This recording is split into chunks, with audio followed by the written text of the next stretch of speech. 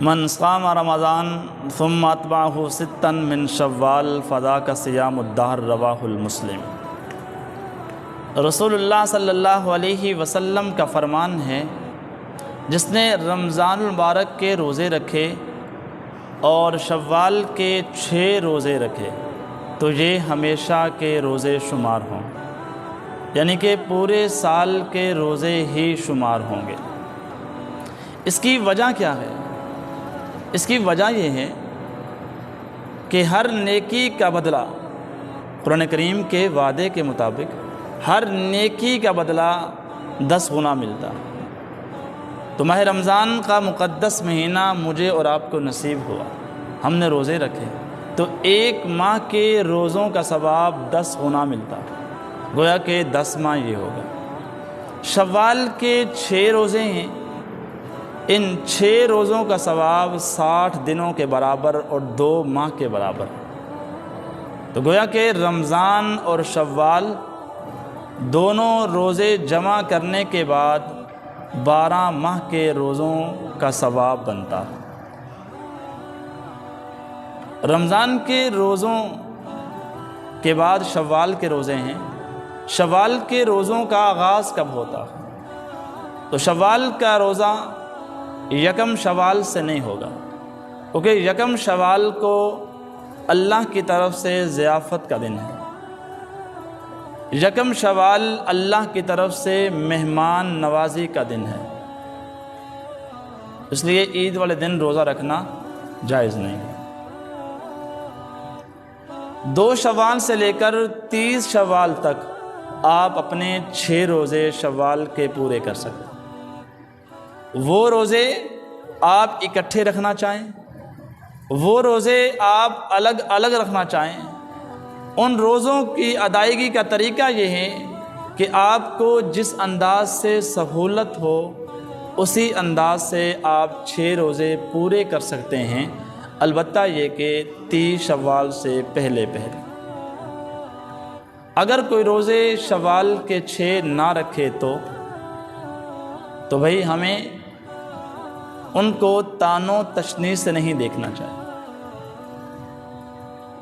جو شوال کے 6 روزے نہ رکھے اس کی طرف مجھے اور آپ کو انگلی کرنے کی اجازت نہیں ہے، اس لیے کہ اللہ کا قانون ہے کہ نفلی عبادت جو کرے اس کو ثواب ہے، جو نہ کرے اس کو گناہ نہیں ہے۔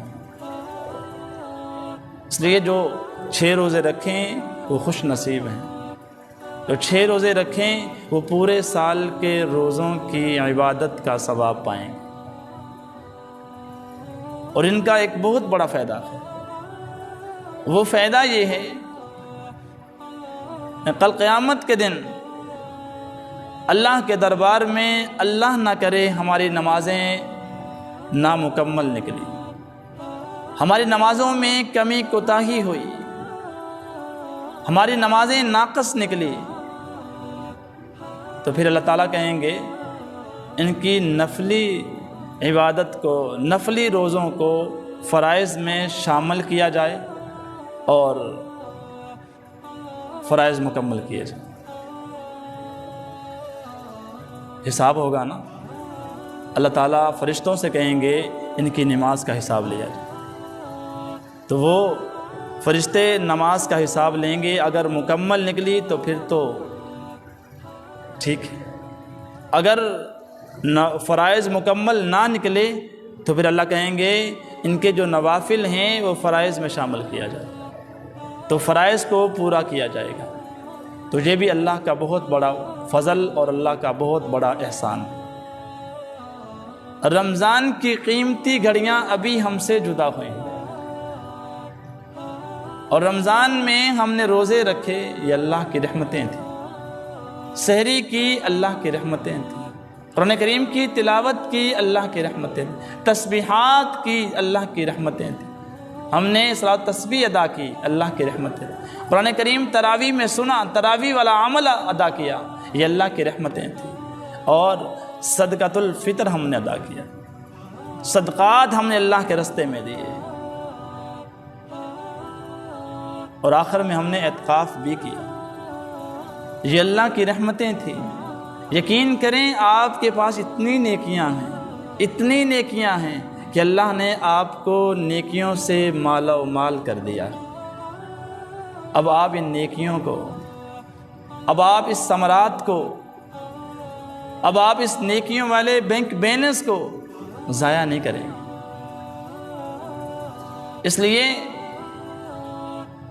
کہ شیطان وہاں آتا ہے جہاں مال ہو، اور رمضان میں تو قانون یہ تھا کہ شیطان کو زنجیروں میں جکڑا ہوا ہے، اور اب یہ کھل کر آنے والا ہے، یہ ہمارا دشمن بن کر اترنے والا ہے، تو اس کا مقابلہ کرنا ہے۔